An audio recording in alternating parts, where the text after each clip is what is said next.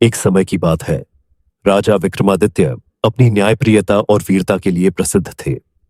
एक दिन एक तांत्रिक ने उन्हें एक विशेष कार्य करने को कहा। उस तांत्रिक ने विक्रमादित्य को एक भूतनी पीपल के पेड़ पर जाकर एक बेताल भूत को पकड़कर लाने का निर्देश दिया। वह बेताल किसी रहस्यमय शक्ति का प्रतीक था और उसे प्राप्त करके तांत्रिक कुछ अद्भुत शक्तियों का प्रयोग करना चाहता था। राजा विक्रम ने उस तांत्रिक का आदेश स्वीकार किया और रात के अंधेरे में शमशान घाट में स्थित उस पीपल के पेड़ के पास पहुंचे। उन्होंने पेड़ पर लटके हुए बेताल को देखा। जैसे ही उन्होंने बेताल को अपनी पीठ पर रखा, बेताल ने उन्हें शर्त दी कि यदि विक्रम रास्ते में एक भी शब्द बोले तो वह वापस पेड़ पर लौट जाएगा। राजा ने यह शर्त मान ली और बेताल को लेकर चल दिए। रास्ते में बेताल ने राजा का मनोरंजन करने के लिए एक कहानी सुनाना शुरू किया और अंत में एक पहेली पूछी। उसने राजा से कहा, अगर तुम इस पहेली का उत्तर जानते हो और फिर भी चुप रहोगे तो तुम्हारा सिर फट जाएगा, लेकिन अगर तुम उत्तर नहीं जानते हो तो मैं तुम्हारे साथ रहूंगा। इस तरह बेताल ने पहली कहानी सुनाई। कहानी एक नगर में राजा धर्मवीर का राज्य था। उनके राज्य में एक गरीब ब्राह्मण रहता था जिसकी एक सुंदर बेटी थी। वह राजा से अपनी बेटी का विवाह एक सुयोग्य वर के साथ करवाने की इच्छा रखता था। एक दिन 3 ब्राह्मण युवक उस कन्या के पास आए और उसके सौंदर्य पर मोहित हो गए। तीनों ने कन्या से विवाह करने का प्रस्ताव रखा। कन्या ने उन तीनों में से एक को पति चुन लिया और विवाह संपन्न हो गया। कुछ समय बाद उस कन्या का असमय निधन हो गया। उसका पति, भाई और वह तीसरा युवक सभी अत्यंत दुखी हुए। पहले युवक ने उसका दाह संस्कार कर दिया, दूसरा युवक उसकी हड्डियां लेकर तीर्थ यात्रा पर निकल गया और तीसरा युवक उसकी याद में एक तपस्वी बन गया। कुछ वर्षों बाद उस युवक ने एक विशेष तंत्र विद्या प्राप्त की जिससे वह मृत लोगों को जीवित कर सकता था।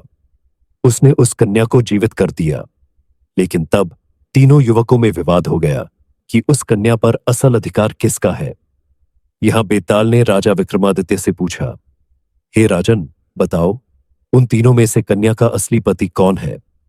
राजा विक्रम ने उत्तर दिया, जिस युवक ने कन्या का अंतिम संस्कार किया था वही उसका सच्चा पति है, क्योंकि उसने धर्म का पालन किया और कन्या के प्रति अपनी सबसे बड़ी जिम्मेदारी निभाई। बेताल ने राजा का उत्तर सुनते ही हंसते हुए कहा, तुमने उत्तर दे दिया, इसलिए अब मैं वापस पेड़ पर जा रहा हूं। और बेताल उड़कर पेड़ पर वापस चला गया। राजा विक्रम को फिर से बेताल को पकड़ने के लिए लौटना पड़ा। इस प्रकार हर रात बेताल एक नई कहानी सुनाता, एक नई पहेली पूछता और राजा को परीक्षा में डालता। बहुत समय पहले राजस्थान में वीर सिंह नाम के एक बहादुर और न्यायप्रिय राजा का राज्य था। उनकी वीरता के किस्से दूर दूर तक मशहूर थे और उनके न्याय के प्रति समर्पण ने उन्हें प्रजा का आदर्श बना दिया था।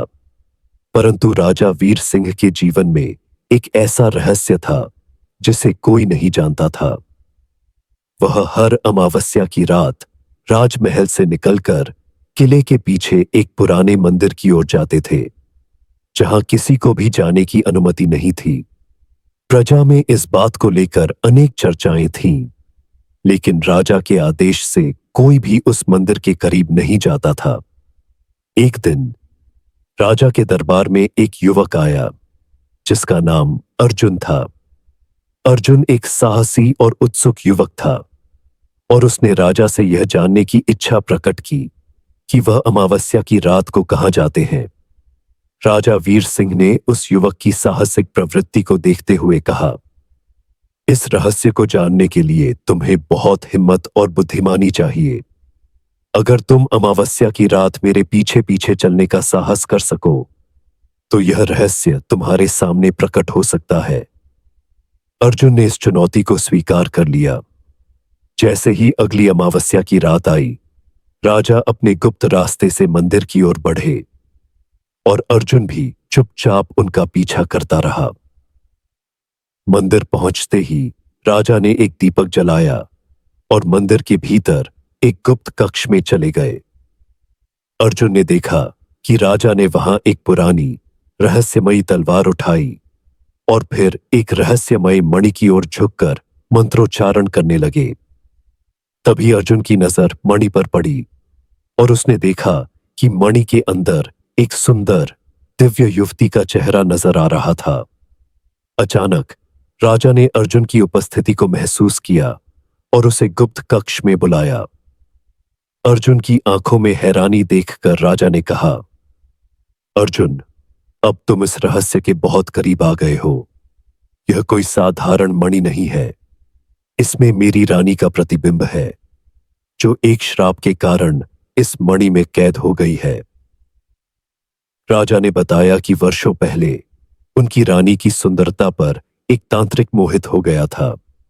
जब रानी ने उसे ठुकरा दिया तो तांत्रिक ने क्रोधित होकर उसे श्राप दे दिया कि वह मणि में कैद हो जाए। राजा ने कई वर्षों तक तांत्रिक को ढूंढा और कई साधुओं से प्रार्थना की, परंतु कोई उपाय नहीं मिला। तब से हर अमावस्या की रात राजा उस मणि के पास जाकर मंत्रों के जरिए रानी से मिलने की कोशिश करते हैं। अर्जुन ने राजा से कहा, महाराज, अगर मुझे आज्ञा हो तो मैं रानी को इस मणि से मुक्त करने का प्रयास कर सकता हूं। राजा वीर सिंह ने उसे अनुमति दे दी, लेकिन यह भी कहा कि अगर वह असफल हुआ तो उसकी जान भी जा सकती है। अर्जुन ने साहस दिखाया और रानी को मुक्त करने के लिए मंत्रोच्चारण शुरू किया। जैसे ही मंत्र पूरे हुए, मणि से एक भयानक चीख निकली और वहां एक तांत्रिक की आत्मा प्रकट हुई। अर्जुन ने तलवार उठाई और तांत्रिक की आत्मा से युद्ध किया। कई घंटों के कठिन संघर्ष के बाद अर्जुन ने तांत्रिक की आत्मा को नष्ट कर दिया और उसी पल मणि टूट गई। रानी मुक्त होकर प्रकट हुई और राजा वीर सिंह के पास लौट आई। इस प्रकार अर्जुन की वीरता और राजा की निष्ठा से उस अमावस्या की रात का रहस्य उजागर हुआ और राजा को अपनी रानी वापस मिली। कहते हैं कि उस दिन के बाद राजस्थान के उस राज्य में कभी किसी को कोई अज्ञात भय नहीं सताता था, क्योंकि सच्चे प्रेम और साहस की विजय हुई थी। दोस्तों, अगर कहानी पसंद आई हो तो लाइक और शेयर जरूर करें और ऐसे ही और वीडियो देखने के लिए चैनल को सब्सक्राइब जरूर करें। धन्यवाद।